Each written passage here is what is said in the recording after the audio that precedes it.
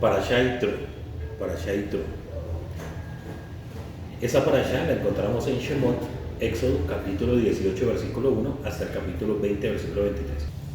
La Haftará, como leímos, en Isaías 6, 1 al 13 y Meir, Marcos capítulo 10, versículos 17 al 31. Y esta parashá tiene algo muy especial y es que lleva el nombre de Yitro, de una persona. Y solamente creo que son 5 parashot, 5 porciones que llevan nombre de una persona. Noah, Yitro, Bilam, Korah y Pinhas. ¿Sí? Y entre esos 5 encontramos a Noah, que no era judío, ni israelita siquiera.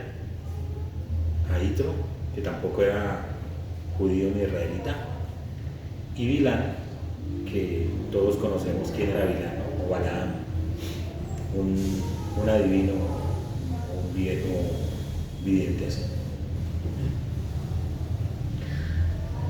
Y nos dice la escritura que Yitro, o Yetro, como aparece en las traducciones, el suegro de Moshe, después de saber las cosas que el Eterno había hecho por Israel, va a verle y este sale a ese encuentro y le cuenta todo lo que sucedió con su pueblo. O sea, le empieza a contar todo lo que sucedió para que el Eterno pudiera sacar al pueblo de Israel de Egipto. Yitro reconoce la grandeza del Eterno. Definitivamente él sabe en este momento que el Eterno es más grande que todos. ¿Por qué creen eso?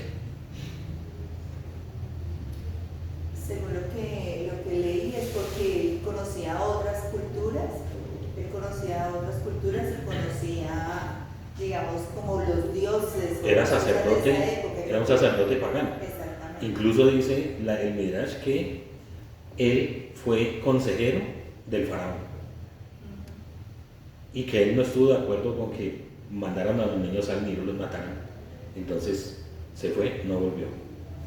Pero conocía, lógico. Y cuando le cuenta a Moshe todo lo que pasó, dijo, aquí no hay otro Dios. Es único.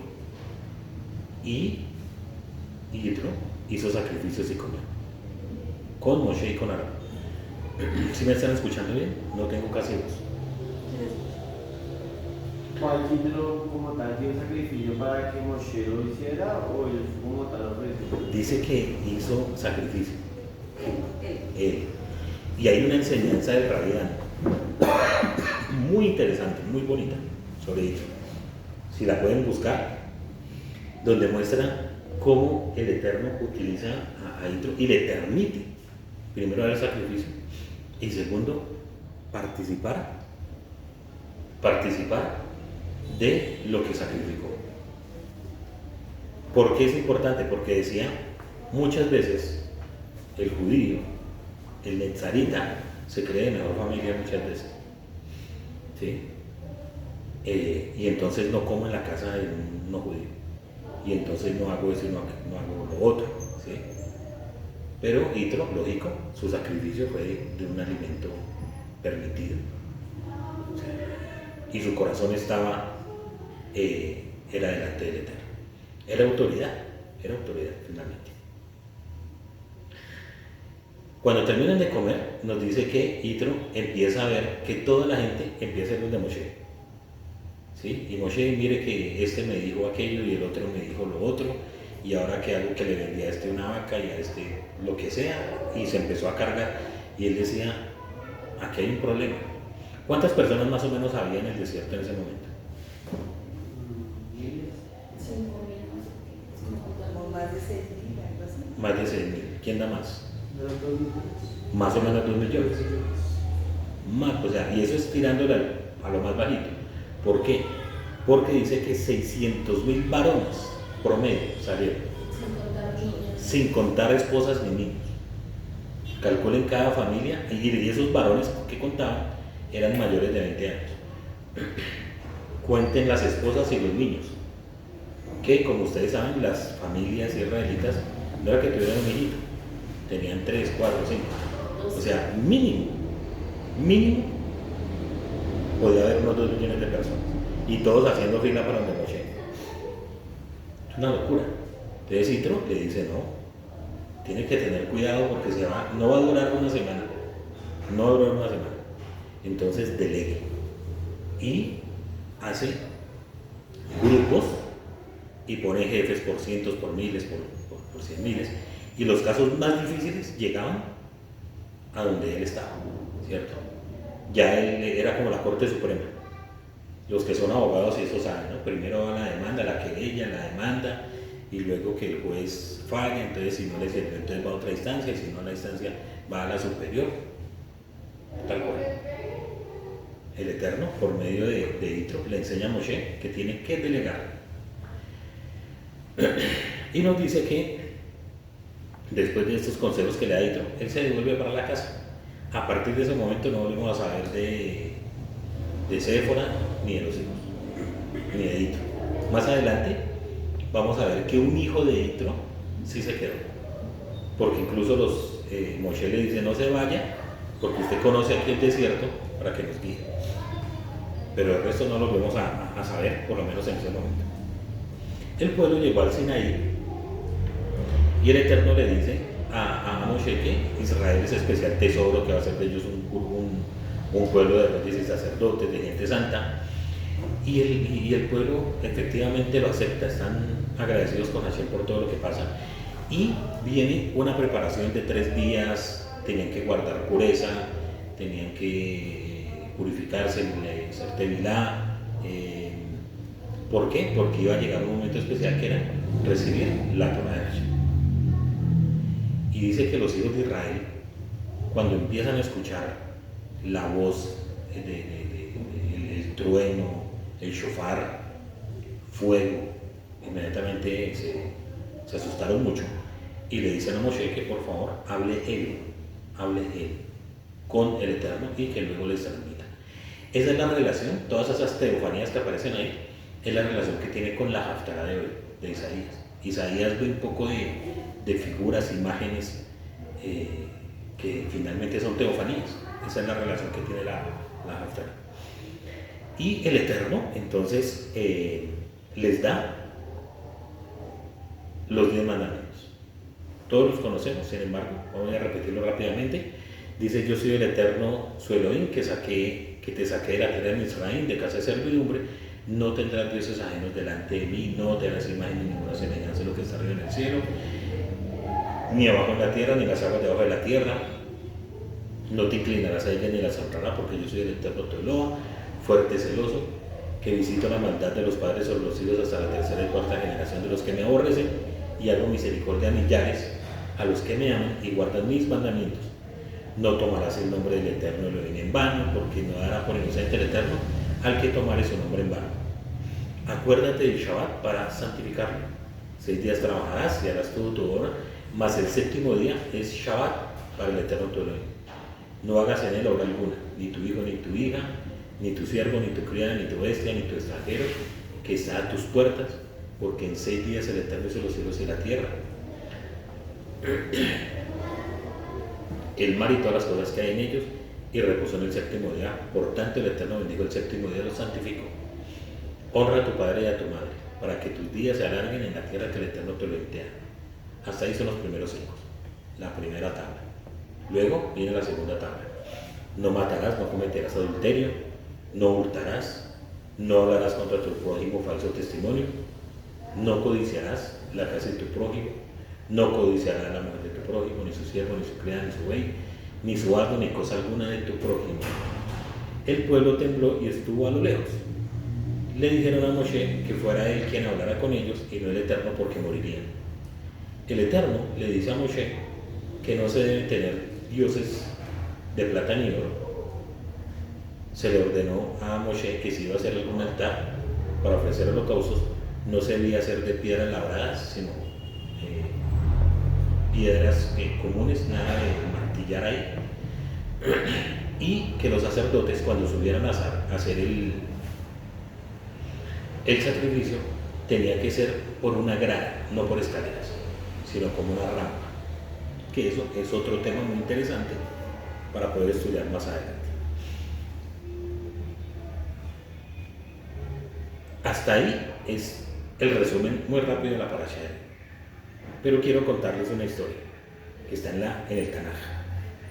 Está en Primera de Reyes, capítulo 21, 1-16, y ustedes me cuentan cómo les parece esa historia. Pasadas estas cosas, aconteció que Nabot de Jezreel tenía allí una viña junto al palacio de Acab, rey de Samaria. ¿Sí, ya se ubican? Estamos hablando del reino del norte, Acab, rey de Samaria. Y había un señor que tenía una viña. Y Acab habló a Nabot. Nabot es el nombre del dueño de la viña, diciendo: dame tu viña para un huerto de legumbres. Dame tu viña para un huerto de legumbres, porque está cercana a mi casa y yo te daré por ella otra viña mejor. O si mejor te pareciere, te pagaré su valor en dinero. Y Nabot respondió a Acab: guárdame, Adonai, de que yo te dé a ti la heredad de mis padres. Recuerden que para la época, la heredad es la heredad, lo que el Eterno le dio a cada uno. Y vino Acab a su casa triste y enojado. El rey llegó triste y enojado a la casa a hacer pataleta por la palabra que Nabot de Jezreel le había respondido diciendo: no te daré la heredad de mis padres. Y se acostó en su cama y volvió su rostro y no comió. O sea, un nené. Vino a él su mujer Jezabel, la famosa Jezabel, y le dijo: ¿por qué está tan decaído tu espíritu y no comes? Él respondió: porque hablé con Nabot de Jezreel y le dije que me diera su viña por dinero, y que más si quería, le daría otra viña por ella. Y él respondió: no te daré mi viña. Y su mujer Jezabel le dijo: ¿eres tú ahora rey sobre Israel? Levántate y come, y alégrate, yo te daré la viña de Nabot de Jezreel. Entonces ella escribió cartas en nombre de Acab. Recuerden que Acab era el rey, y las selló con su anillo, y las envió a los ancianos y a los principales que moraban en la ciudad de Nabot. Y las cartas que escribió decían así: proclamad ayuno, y poned a Nabot delante del pueblo, y poned a 2 hombres perversos delante de él, que atestiguen contra él, y digan: tú has blasfemado a Dios y al rey. Y entonces sacadlo y apedreadlo para que muera. Y los de su ciudad, los ancianos y los principales que moraban en su ciudad, hicieron como Jezabel les mandó, conforme a lo escrito en las cartas que ella les había enviado. Y promulgaron ayuno y pusieron a Nabot delante del pueblo. Vinieron 2 hombres perversos, se sentaron delante de él, y aquellos hombres perversos atestiguaron contra Nabot delante del pueblo, diciendo: Nabot ha blasfemado a Dios y al rey. Y lo llevaron fuera de la ciudad, y lo apedrearon y murió. Después enviaron a decir a Jezabel: Nabot ha apedreado y ha muerto. Cuando Jezabel oyó que Nabot había sido apedreado y muerto, dijo a Acab: levántate, toma la viña de Nabot de Jezreel, que no te la quiso dar por dinero, porque Nabot no vive, sino que ha muerto. Y oyendo Acab que Nabot era muerto, se levantó para descender a la viña de Nabot en Jezreel para tomar posesión de ella. El resto de la historia la encuentran en Primera de Reyes, capítulo 21, del 17 en adelante. ¿Cómo les pareció la historia? Terrible.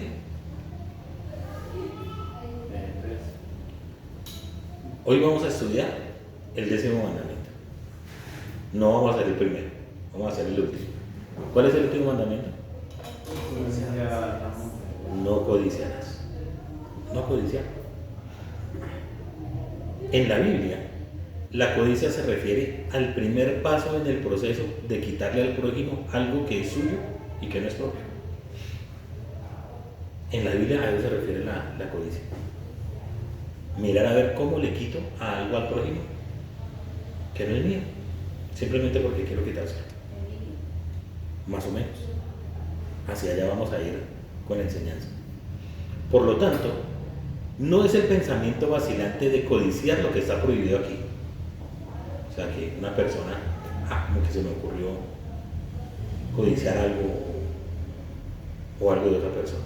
No, no solamente eso, sino más bien cuando uno comienza seriamente a planificar cómo actualizar el pensamiento pecaminoso.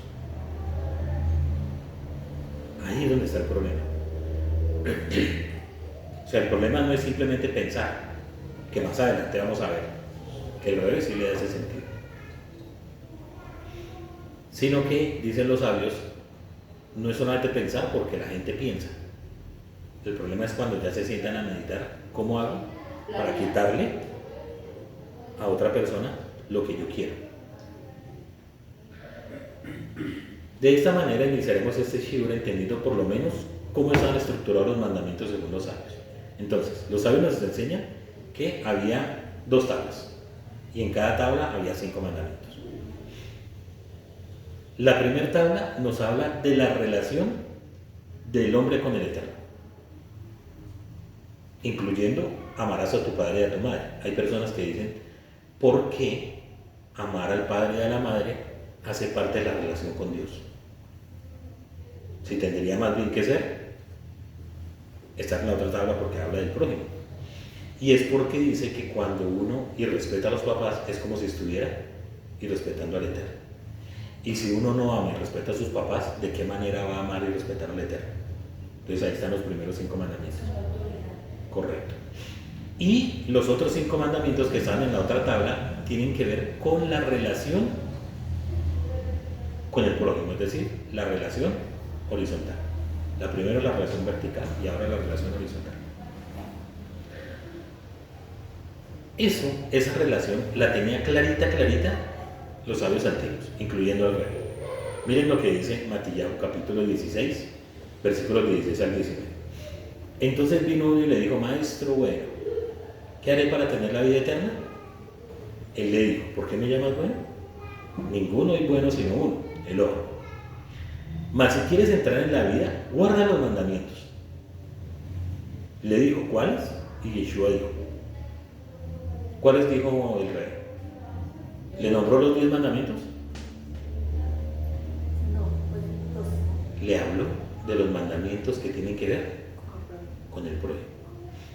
No, Yeshua le dijo, no matarás, no adulterarás, no hurtarás, no dirás falso testimonio, honra a tu padre y a tu madre, que lo conecta con los mandamientos que tienen que ver con Hashem, y amarás a tu prójimo como a ti mismo. Eso fue lo que le dijo al rey. El rabino Yohanan Barbaré comenta a este texto, dice, Yeshua enumera del 6º al 9º de los mandamientos. Aquí no dice no codiciar, sino nombra del 6º al 9º. Y nombra el quinto mandamiento. Estos tratan con las relaciones interpersonales, como lo expresa tan claramente la frase ama a tu prójimo como a ti mismo. O sea, cuando le dice ama a tu prójimo como a ti mismo, incluye todos los mandamientos del 6º al 10º. ¿Por qué? Porque si yo amo a mi prójimo no lo voy a robar. Si yo amo a mi prójimo no lo voy no le voy a mentir, no lo voy a matar, no lo voy a defraudar, ¿cierto? Y no voy a codiciar. Al respecto, Romanos, la carta de los Romanos, en el capítulo 13, versículos 8 y 10 dice, no debáis a nadie nada, sino ámense unos a otros, porque el que ama al prójimo ha cumplido la Torá. El que ama al prójimo, lo que tú dices ahorita, ¿cuáles son los 2 mandamientos principales? Amar al Eterno con todo tu corazón, toda tu alma y todas tus fuerzas, y a tu prójimo como a ti mismo. Lo demás es literatura. Rab Shaul no se sale de ese contexto. Dice, porque no adulterarás, no matarás, no hurtarás, no dirás falso testimonio, no codiciarás. Y cualquier otro mandamiento en esa sentencia se resume: amarás al prójimo como a ti mismo. El amor no hace mal al prójimo. Así que el cumplimiento de la Torá es amor. Vale la pena mirar cómo inicia la declaración de las 10 palabras y cómo termina. ¿Cómo inicia? Entonces, para que lo podamos entender. ¿Cómo inicia las 10 palabras? Yo soy el Eterno, tu Elor, ¿cierto? ¿Y cómo termina? Tu prójimo. Así terminan las 10 declaraciones. ¿Ustedes no pronuncian el nombre del Padre? No.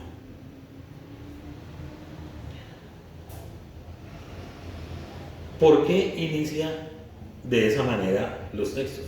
Porque debemos entender que nunca se puede separar la relación del ser humano con el Eterno. No hay, es decir, el hombre no puede vivir solamente en una relación con el Eterno sin tener una relación con el prójimo, porque se desvirtúa todo. Entonces aparecen los monjes que se meten por allá, que no hablan con nadie, sino solamente creen que esa relación con el Eterno es suficiente. Pero tampoco puede haber la persona que solamente se relacione con el prójimo y se olvide del Padre, porque eso sí nos lleva más dolor, efectivamente. Dostoyevsky lo entendió bien cuando escribió en Los Hermanos Karamazov: sin Dios todo está permitido. ¿Cómo es el mundo cuando no tenemos al Eterno? Cuando no tenemos una relación con Él. Pues todo está permitido. El adulterio está permitido, la fornicación está permitida, todo el robo. Estamos bajo la gracia. Entonces, no podemos permitir que eso suceda. Tiene que haber una relación del hombre con el Eterno y del hombre con la creación del Eterno, con el prójimo. Tiene que haber ese complemento, y por eso la Torah empieza con yo soy el Eterno tu Elohim y termina con tu prójimo. Vivimos en una época de relativismo cultural. El secularismo ha convertido a la moralidad en una preferencia personal. El pecado, la maldad y las afrentas son palabras que han perdido todo el significado. Todo. En un mundo donde no hay verdades absolutas, donde a lo malo le decimos bueno y a lo bueno le decimos malo. Pero en cambio, la crítica a las acciones depravadas es condenada por su fanática falta de tolerancia. Yo soy el Señor tu Elohim. Es el primero de los 10 mandamientos, ya que sin él, como número 1, no hay nada. De la misma forma, sin una creencia en el Eterno, la humanidad pierde su fundamento para actuar como seres nobles, que fueron creados a imagen de lo divino. Y el último mandamiento tiene que ver con el cuidado que debemos tener con nuestro prójimo. No codicies la casa de tu prójimo, no codicies la mujer de tu prójimo, ni su siervo, ni su sierva, ni su buey, ni su alma, ni nada de lo que es de tu prójimo. Así finaliza.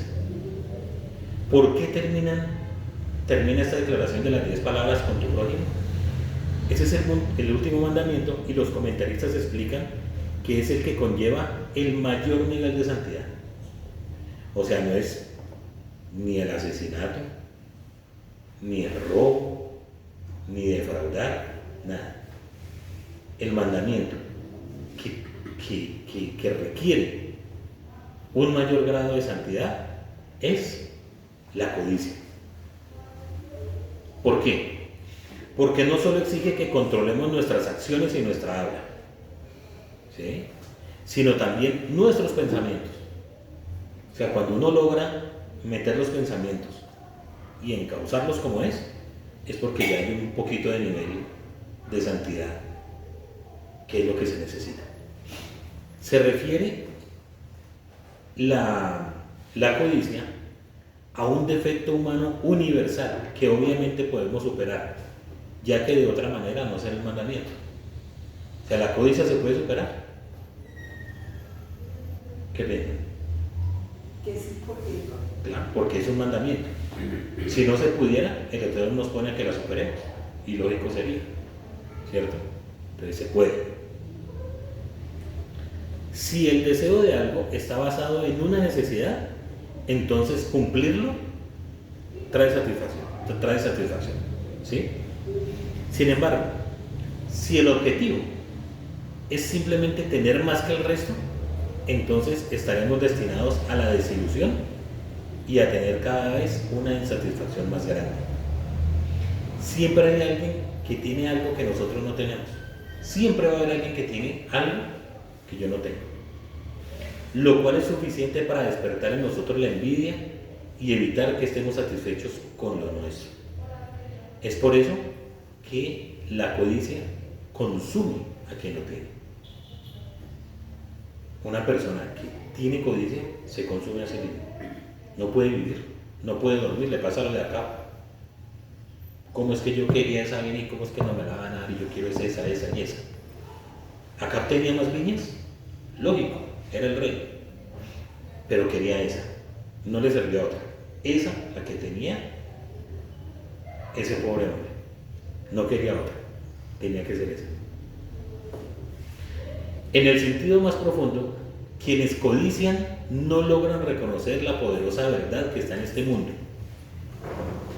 No pueden entender que en el mundo hay suficiente para satisfacer las necesidades de todos. Ellos creen que nunca habrá suficiente para satisfacer las necesidades. El sabio, el rabino Ezra, dice que una persona inteligente debe darse cuenta de que las personas no adquieren cónyuges o posesiones basándose en su sabiduría o inteligencia, sino solo en función del deseo del Eterno de concederse. O sea, una persona sabia sabe que si el Eterno le dio a su esposa, no es porque el hombre sea muy bonito o porque tenga plata o un buen trabajo, sino porque el Eterno le plació darle a su esposa.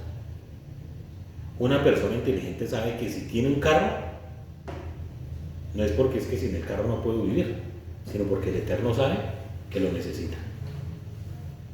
Hay otras personas que no tienen carro. ¿Por qué? Porque el Eterno pues cree que en el momento no es necesario. Uno se esfuerza. Exactamente. Entonces, nos dice Ezra que una persona inteligente sabe que lo que tiene es porque el Eterno quiso dárselo. El rabino Simcha Sisel Brody explica lo siguiente, y es citado por el rabino Yisahar Frat. Dice así: cuando veo que alguien tiene un auto mejor que el mío, o una casa mejor que la mía, y quiero ese auto o esa casa, la emoción humana detrás de este deseo no está impulsada estrictamente por el deseo del auto, por el deseo de la casa, por el deseo de la esposa. O sea, no es simplemente yo quiero la casa, el carro de él, sino por el hecho de que soy mejor que él y que debería tener él algo, y por qué debería tener algo él que yo no tengo. O sea, hay como un sentimiento de ego, ¿cierto? Realmente sé que puedo vivir fácilmente con mi viejo cacharro. ¿Sí? Uno sabe que uno puede vivir con un carrito no último modelo. El carrito sirve, ¿cierto? Pero no puedo vivir con el hecho de que mi vecino tenga un carro mejor que el mío. También podría ser como parte de autoestima. O... Correcto. No es codiciar dinero ni mujeres. Es la capacidad de aceptar el hecho de que alguien tiene más, que tiene algo que yo no tengo. Es así. Tal cual.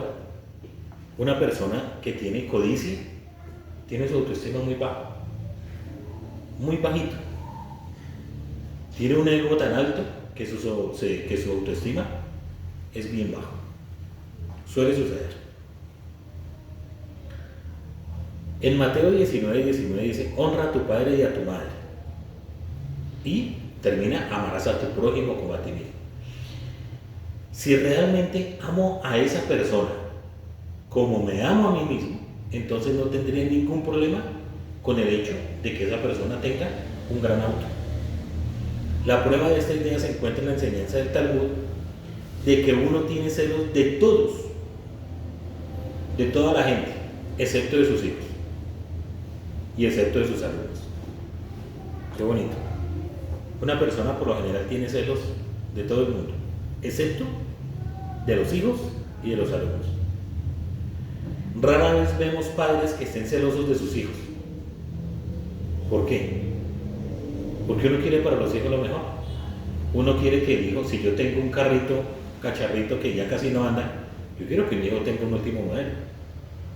Y eso no lo estoy codiciando, al contrario. Se enorgullece, tal cual.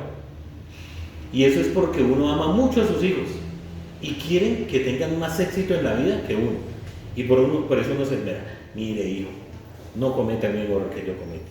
Mire, haga esto. Mire, haga lo otro. Siempre uno quiere lo mejor para ellos. Por eso uno se esfuerza. Si uno realmente ama a su prójimo, no tendrá celos de él. Por lo tanto, la manera de superar los celos es amar al prójimo tanto, tanto, tanto, como se ama uno mismo. Si una persona tiene una casa o un auto o una esposa hermosa, es porque el Eterno sabe que es lo mejor para esa persona. Y si otra persona no tiene lo mismo, entonces esa también es la voluntad del Eterno, porque seguramente no es lo mejor para esa persona. En consecuencia, la forma que una persona debe emplear para evitar la codicia es trabajando en su emuná, es trabajando en la fe. De modo que todo lo que tiene proviene del Eterno. Creer que todo lo que tengo proviene del Eterno. Y lo que tiene su prójimo está designado únicamente para él. ¿Recuerdan lo que dice el Pirkei Avot? ¿Quién es rico? El que está feliz con lo que tiene. El que es agradecido y feliz con lo que el Eterno le ha dado. Con esta actitud, una persona puede evitar codiciar las pertenencias de su amigo sin tener que esforzarse por frenar sus deseos naturales. La vida, mis amados, no es una competencia contra nadie más que con uno mismo. Esa es la vida. Yo no tengo por qué estar compitiendo con el Moré que tiene una comunidad más grande. Y son 200, 300, 500. No.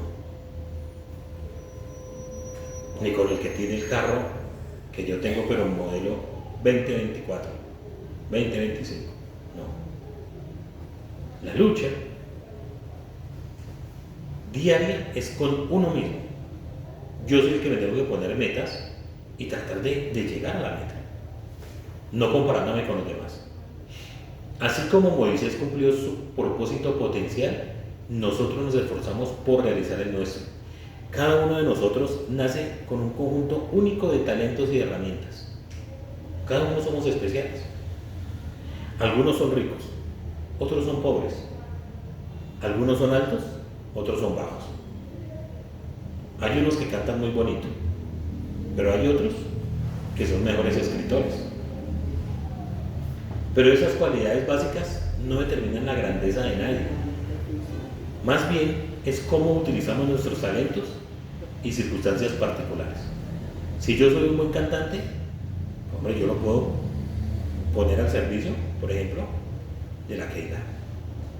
Un buen músico, también. Y el buen músico no necesariamente tiene que ser un buen cantante. O el que canta no tiene por qué ser un espectacular músico. ¿Sí? Es explotar ese talento que el Eterno me lo dio para ponerlo al servicio. Y entonces yo no estoy compitiendo con nadie. Estoy dando, con respecto a lo que el Eterno me dio, lo mejor.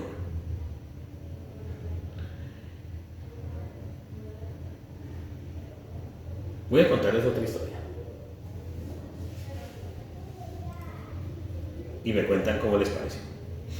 Se cuenta la historia de una persona envidiosa, codiciosa, envidiosa lo que decía Lina, a la que le ofrecieron un trato muy generoso. Le dijo al rey: pide cualquier deseo que quieras y se te concederá. Lo que quiera. Piensen ustedes en algo que quieran. Y se le concede. ¿Ya? Entonces le dijo: solamente cualquier cosa que tú pidas, tu vecino obtendrá el doble.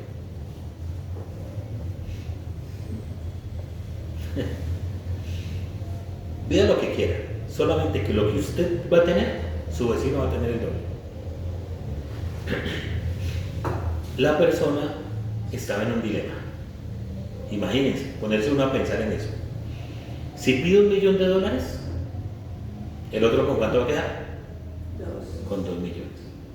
Si pido una mansión de 25 habitaciones, ¿el otro con qué queda? Una mansión de 50. De 50 habitaciones. Finalmente tomó una decisión. Sácame un ojo. dijo, prefiriendo sufrir antes que permitir que su vecino tenga más. Si le sacaban el ojo a él, un ojo, ¿qué pasaba con el vecino? Le sacaban los dos. Tremendo. Mis amados, eso es una historia, pero ¿ustedes creen que eso pasó? Obvio. Terrible, terrible. La actitud de no seré feliz hasta que tenga lo que él tiene corroe internamente a la persona, conduciendo a una baja autoestima. Efectivamente. Quizás esta sea la intención del dicho talmúdico de que los celos alejan a la persona del mundo. Los celos, la envidia, la codicia. Al tratar de negar el éxito a otros, somos nosotros los que más sufrimos. Cuando yo estoy pensando en que ojalá que esa persona le vaya mal, me estoy llenando porque sucede que a la persona le va bien. Como el rencor. Claro, entonces empieza a corroer por dentro ese pensamiento. Y solamente pensando y queriendo y deseándole mal a la gente. No, está prohibido hacer eso. Miremos algunos pasajes adicionales para entender la codicia. Dice Devarim capítulo 7, 25 de Deuteronomio: y arrojarás al fuego las imágenes de sus dioses. No codiciaréis la plata y el oro que hay sobre ellos, y lo guardaréis para vosotros. Es decir, el Eterno dice, ustedes a la tierra donde van a estar, se van a encontrar con ídolos. ¿Hechos de qué? De plata y de oro. O sea, metales preciosos que valen cualquier cantidad de plata. No los codicien. Por eso el mandamiento es que uno no puede sacar provecho de un ídolo. No lo puede hacer. Josué 7:21. Y Acán vio entre el botín un manto de Shinar hermoso, 200 ciclos de plata y un lingote de oro que pesaba 50 ciclos, y los codicié y los tomé. Dijo Acán. ¿Qué le pasó a Acán por tomar esa maldición? ¿Se acuerdan? Los que han leído Josué alguna vez.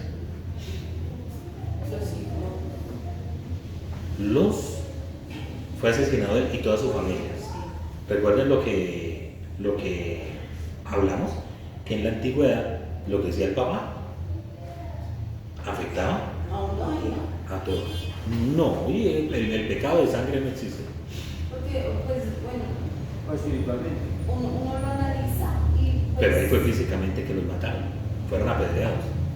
¿Y por qué? Porque el Eterno les dijo, no tomen nada de esa anatema, de esa maldición, no tomen. Y Acán tomó y empezaron a perder y perdieron la batalla. Y cada vez perdían y perdían. Algo pasa aquí, ¿por qué no podemos tomar esa ciudad ahí, era la que se llamaba? ¿Por qué no lo podemos hacer? Hasta cuando dijeron, alguien tuvo que haber tomado lo que el Eterno no dijo. Y cuando descubrieron que fue Acán, el tipo dijo, yo codicié eso. ¿Cuál fue la paga? La muerte, física. Física. Claro que lo que dice Lina tiene sentido, pero digamos en la ley no está. Nadie puede pagar. Es más, en el Tanaj, los profetas, no me acuerdo cuál, creo que Ezequiel, el Eterno dice, no comerá el padre los arándanos y a los hijos les dará no, algo así, como que se les tiemblen los dientes. Sino que el alma que pecare, esa morirá. No que pecó el papá, entonces el hijo. Pero mira acá en la parasha de hoy, dice que el pecado llega hasta la tercera y cuarta generación y la bendición hasta mi generación. Correcto. O sea, hay maldiciones generacionales. yo estaba analizando lo del tema de la paracha y dice la tercera y cuarta generación, dice, más tiene misericordia con los que Voy a poner un ejemplo. O sea, hay uno rompe esa maldición. Correcto. Espiritual. Espiritual. ¿Sí? Porque vuelvo y digo lo que dicen los profetas. No es que el papá se coma algo y al hijo le haga daño. Dice el Eterno, el alma que peque, esa es la que debe morir. ¿Sí? Cuando una persona, cuando dice el Eterno, que visitar la maldad de los padres sobre los hijos. Supongamos un personaje es un ladrón, defraudador y todo, ¿sí? Nunca se arrepintió. Es muy posible que el hijo siga los caminos del papá. Y se murió, y sucede que el nieto también. Y ahí va generacionalmente. Pero cuando llega uno y dice, lo que me hizo mi tatarabuelo, el abuelo, el bisabuelo, el abuelo y mi papá, pues yo no lo voy a hacer. ¿Cómo se le ocurre? Eso está mal hecho, ser ladrón, ser un pícaro. Y entonces conduce su vida conforme a lo que el Eterno quiere. ¿Cuándo se rompe esa maldición? Cuando se arrepintió. Cuando él decide que no lo va a hacer más. ¿Ves? Y entonces el tatarabuelo, el bisabuelo, el abuelo y el papá tuvieron una vida de pronto aparentemente muy cómoda con dinero. Sin embargo, su muerte fue prematura, no pudieron tener una familia tranquila, etc. Solamente cuando se rompen esas maldiciones, cuando la persona rompe esa maldición, entonces viene la bendición que el Eterno también da a través de las generaciones. ¿Sí? Tal cual. A eso se refiere. Otro pasaje dice, hay de aquellos que traman la iniquidad. Vean lo que dice Miqueas, dice así, hay de aquellos que traman la iniquidad y obran la maldad sobre sus lechos. O sea, están acostaditos en la noche pensando cómo hacer el daño a la gente. Al aclararse la mañana, la ponen por obra, porque está en su poder, está en el poder de su mano. Asimismo, codician campos y se apoderan de ellos. Casas también y las toman. Así oprimen a uno y a sus familiares, a otro y su herencia. ¿Sí? Entonces, eso nos dice Miqueas 2:1 y 2.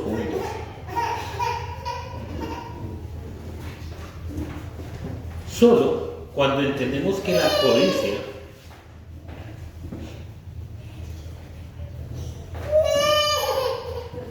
tranquila.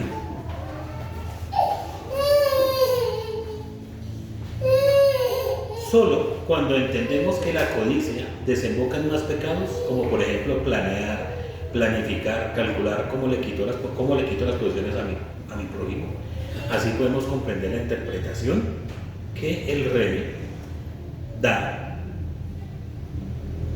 en el Sermón del Norte, en el Sermón del Monte, con respecto al adulterio y la codicia, pues la codicia es la que genera mucho más pecado. Miren eso tan interesante que me encontré. El profesor Leonardo Grespon plantea algo muy interesante. Es un autor, un profesor judío, nada que ver con Yeshua, nada. Y dice así: el énfasis rabínico en la codicia como acción también puede reflejar una respuesta a una de las antítesis de Jesús en el Sermón de la Montaña, que se encuentra en el Evangelio de Mateo. En esta sección del sermón, Jesús sostiene que es importante que sus discípulos sean aún más justos que los fariseos. Y cita Mateo 5:20: porque os digo que a menos que vuestra justicia sea mayor que la de los escribas y fariseos, no entraréis en el reino de los cielos.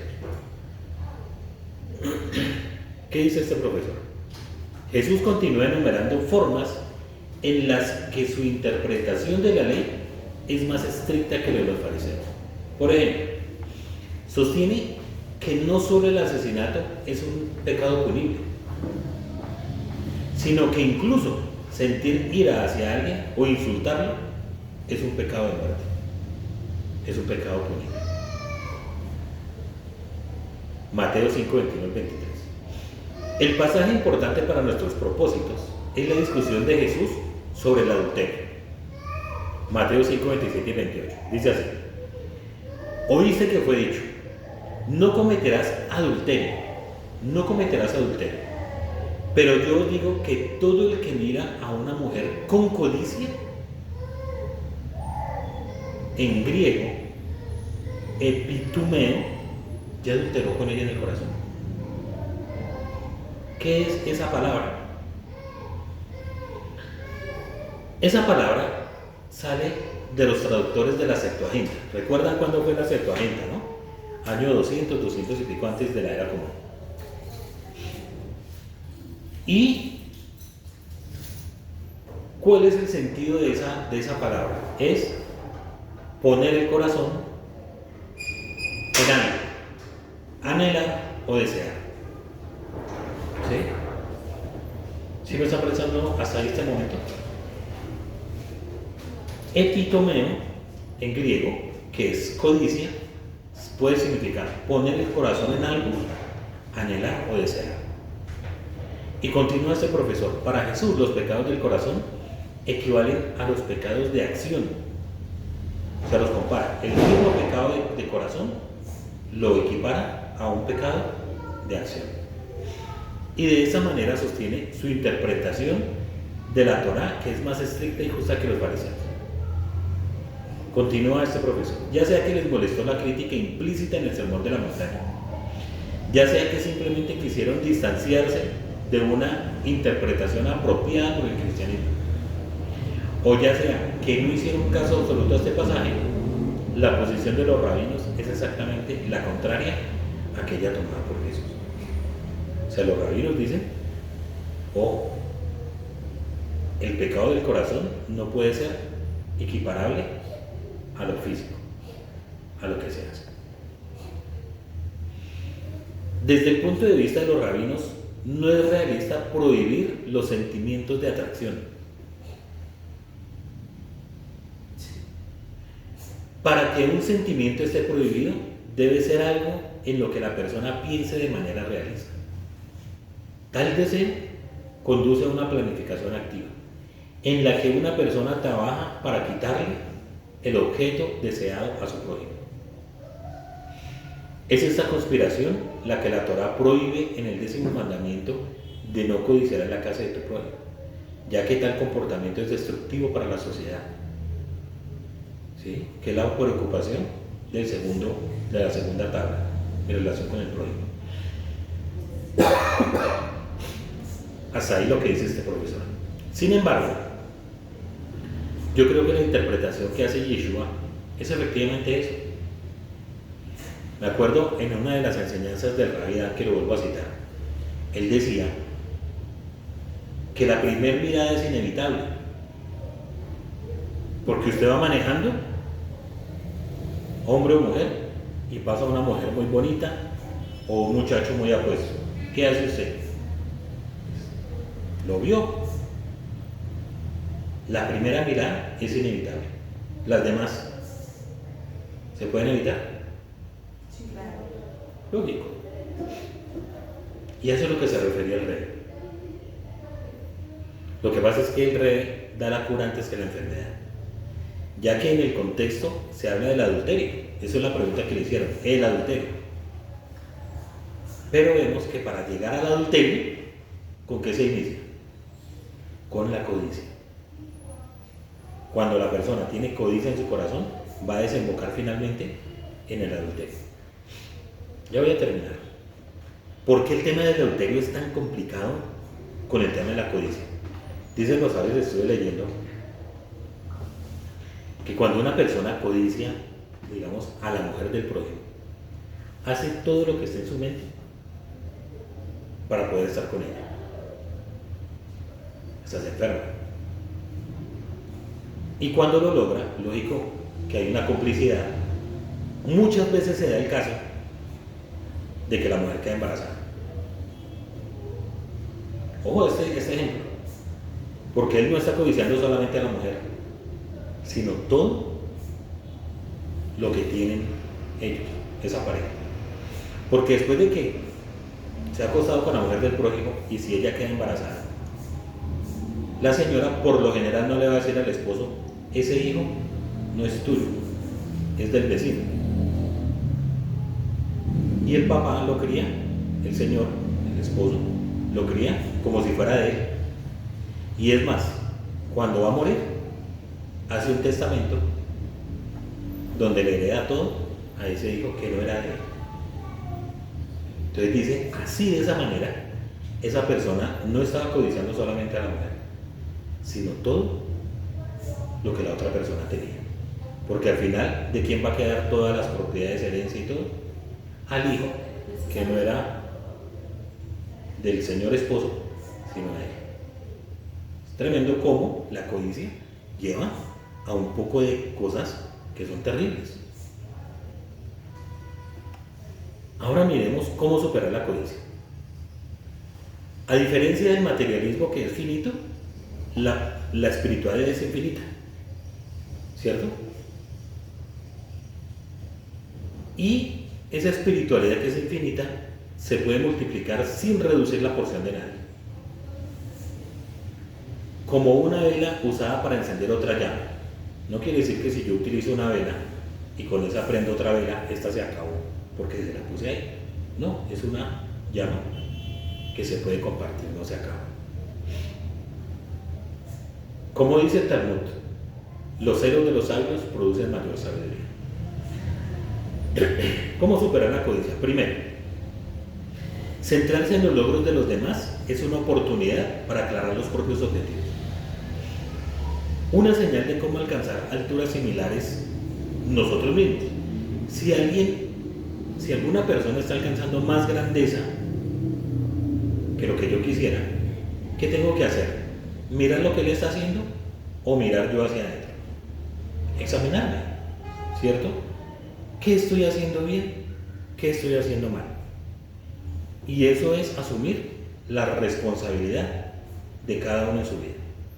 No pendiente de lo que el otro tiene, de lo que el otro hace, sino siendo responsable de lo que yo hago. Segundo, nadie lo tiene todo. Nadie lo tiene todo. Un antídoto contra la codicia es darse cuenta que todo el mundo, sin excepción, experimenta problemas, pruebas y debilidades, al igual que todos nosotros. ¿O a ustedes han visto a multimillonarios grandes siempre ser felices? No, siempre tienen problemas. Y muchas veces los que son más multimillonarios tienen problemas afectivos con su propia familia. Las imperfecciones básicas son lo que nos hace humanos. Eso es lo que nos hace humanos, los problemas, las pruebas. El último de los 10 mandamientos es no codiciar los bienes de tu prójimo. El versículo incluye una larga lista de posesiones, animales, el hogar, la cónyuge, etc. Y todo lo que tiene tu prójimo. Como ejercicio, y puede ser el reto de esta semana, cuenta tus bendiciones. Contar las bendiciones. ¿Con qué el Eterno me ha bendecido? Tengo una esposa maravillosa, tengo unos hijos inigualables, tengo parnasá, tengo comidita, tengo un sitio donde meter la cabeza. ¿Sí? Contar las bendiciones. Dedica unos minutos cada día a concentrarte en agradecer lo que tienes. No hay nada más lindo cuando uno se levanta que decir gracias Eterno, lo nuestro, por que has guardado mi alma. Eso es lo primero, porque tienes confianza en mí. Gracias por mi esposa, gracias por mis hijos, gracias por el trabajo, gracias por la prueba, gracias. Ser agradecidos. Mirar cuáles bendiciones el Eterno me ha dado, contarlas todos los días, hacer esa reflexión. Comienza una lista, esto sí sería muy bueno como enseña mi esposa, apúntenlas. Comienza una lista e intenta agregar una cosa cada día. Tomar una lista y empezar. El Eterno me bendice con eso. Oiga, hoy H me bendijo con tal. Apúntenla. Sea generoso con su tiempo y su dinero. Hazte voluntario de tu comunidad. Apoya una causa. A medida que pases más tiempo con quienes tienen menos, aplicarás la inmensa riqueza que posees actualmente. Tercera, creo. Sea consciente de su reacción ante las buenas noticias de los demás. Si su vecino llega con un auto nuevo y reluciente, ¿los saludará alegremente con una sincera felicitación? Uy, vecino, qué carro tan bonito. Uy, vecino, qué carro tan bonito. O se burlará, hervirá y degradará su compra como si fuera una afectación innecesaria. ¿Se han visto a las personas? Uy, vecino, me compré este carro. Ay, tan bonito, pero qué lástima que ese carro viene con este y este problema y no tiene 5 estrellas en seguridad. Pero bueno, lo felicito. Aunque se hubiera comprado de pronto un tal.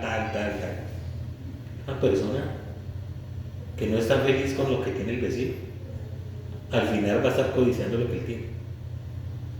Otro ejercicio. Entonces, cuando veamos que una persona se compra un celular bien bonito, felicítenlo.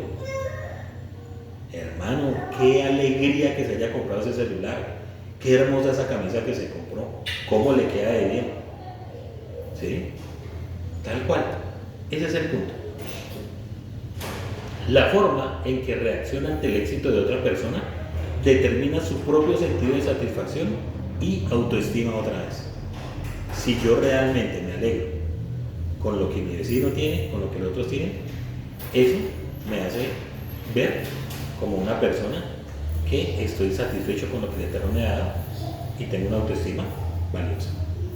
Otra, si tienes relaciones con personas que hablan de tu salario, su auto nuevo y sus vacaciones extravagantes, caerás en la trampa de comparar tus posesiones con las de ellos. ¿Sí les ha pasado que se encuentran con personas y hablan? No, es que yo estuve en Melgar. Ah, no, pero yo estuve en Cancún. ¿Sí? Yo me compré un carrito tal. Ah, no, pues que yo tengo una Toyota, una vaina así. Y siempre están alardeando de sus logros. Hay que evitarlos. Porque si seguimos ahí prestando oído a todo eso, al final del día nos vamos a comparar con ellos. Aléjate de esa conversación y encuentra nuevos amigos que hablen de gratitud sin alardear. En la práctica, es mejor ser cauteloso a la hora de alardear de éxito, ya sea de riqueza, familia o buena fortuna de cualquier tipo. Dada la triste realidad de los celos, algunos inevitablemente desearán que pierdas. O sea, la codicia al final va a generar más de oro. No es que debamos ser paranoicos o solitarios. Entonces yo no hablo con nadie porque nada de eso, no. Pero tiene sentido ser modesto, ser discreto y selectivo con quien compartimos información personal. Hacer alarde de uno mismo invita a la posibilidad de que otras personas lo codicien. Dicen que la vida no es buena ni sentirla ni disfrutarla. Correcto. Piense en esto la próxima vez que sienta la necesidad de publicar una foto de Victoria en Facebook. ¿Cómo ganan likes los influencers? Poniendo de todo, que comen, qué hacen, con quién salieron. Este reloj que me compré, mire, 45 millones. No necesitan decir el valor. El que lo sigue dice, Rolex, venga, ¿cuánto vale? Uy, 40. Uy, ¿cómo hará eso? Y eso lo hará solamente las ser influencer, venga. ¿Cómo ser influencer? Para ganar harta plata. Ese es el objetivo de los influencers, ¿cierto? Y entre más seguidores, entonces llegan más empresas y le dicen, venga, promocione esto, promocione aquello. Así sea mentira, no importa. Así y ha pasado que les han hecho bajar publicaciones a los influencers. Promocione esta pastilla que es buenísima para adelgazar. Carreta, nunca la han tomado. Pero la gente que lo sigue quieren ser como él. Quieren tener lo que esa persona tiene. Quiere tener la novia que él tiene, el carro que él tiene, la mansión que él tiene, pasar las vacaciones donde él las pasa. Y el que sigue a los influencers dice, vea, y ni trabaja.